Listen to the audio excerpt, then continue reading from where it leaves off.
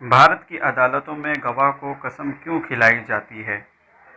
अदालतों में कसम खाने का इतिहास। भारत में मुगलों और अन्य शासकों के शासन के दौरान धार्मिक किताबों पर हाथ रख कर शपथ लेने की प्रथा थी। हालांकि इस समय तक ये एक दरबारी प्रथा थी, इसके लिए कोई कानून नहीं था। लेकिन अंग्रेज़ों ने इसे कानूनी जामा पहना दिया और इंडियन ओथ एक्ट 1873 पास किया गया और सभी अदालतों में इसे लागू कर दिया गया।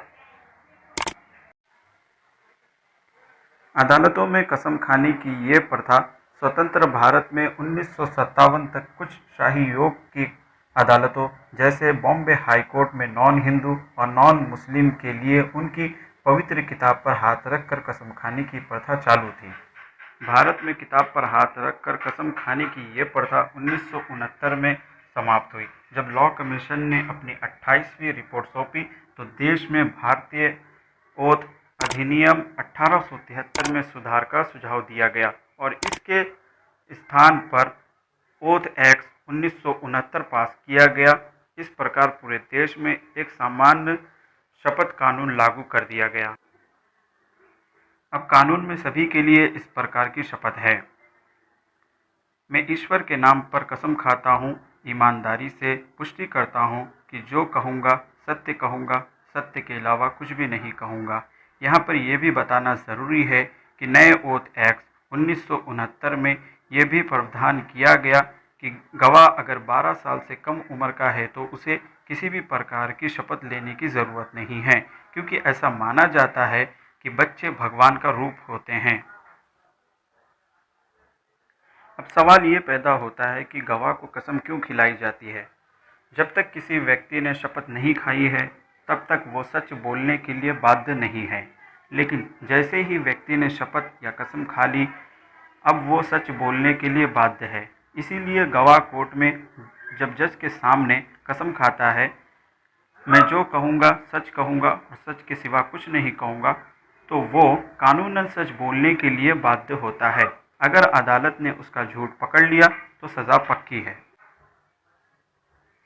दरअसल किसी भी मामले में गवाह दो तरीके से अपने कथन को दर्ज करा सकता है। नंबर 1 शपथ खाकर, नंबर 2 शपथ पत्र पर लिखकर। अगर कोई व्यक्ति कसम खाने के बाद झूठ बोलता है तो इंडियन पेनल कोड के सेक्शन 193 के तहत यह कानूनन अपराध है और झूठ बोलने वाले को 7 साल की कड़ी सज़ा दी जाएगी। आपने देखा होगा कि आप जब कभी कचहरी से कोई एफिडेविट मतलब आप अब इसमें शपथ लेते हैं कि मैं जो कुछ लिख रहा हूँ वो सच है, बनवाते हैं, तो वकील वही नाम लिख देता है जो कि आप उसको बताते हैं। वो उस नाम को वेरीफाई नहीं करता है, क्योंकि उसे पता होता है कि आप शपथ पत्र पर कुछ भी गलत लिखवाते हैं तो उसके लिए आप खुद जिम्मेदार होंगे और जेल भी आप ही जाएंगे। उदाहरण के तौर पर यह कहा जा सकता है कि पुराने समय में लोग अधिक धार्मिक होते थे और धार्मिक मूल्यों के बहुत अधिक महत्व देते थे।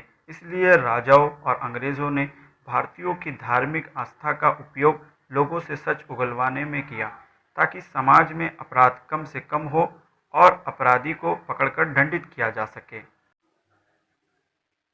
भारतीय कानून में गीता, कुरान या किसी भी धार्मिक किताब का कोई उल्लेख नहीं है। दरअसल भारत की फिल्मों में अभी भी पुराने समय की प्रथा को दिखाया जाता है, जिसमें गवाह को गीता या कुरान पर हाथ रखकर कसम खानी होती है। लेकिन भारत की अदालतों में ये प्रथा चलन में नहीं है। ये बात तो आप भी आसानी से समझ सकते हैं कि यदि लोग गीता या कुरान पर आज भी हाथ रखकर सच बोल रहे होते तो भारत की अदालतों में 3.3 करोड़ से अधिक केस लंबित नहीं होते। तो दोस्तों, वर्तमान समय में भारत की अदालतों में गीता या कुरान जैसी ना तो कोई पवित्र पुस्तक मौजूद है और ना ही किसी किताब पर हाथ रखकर कसम खिलाई जाती है, बल्कि अदालतों के अंदर भारतीय संविधान ही एकमात्र पवित्र पुस्तक है।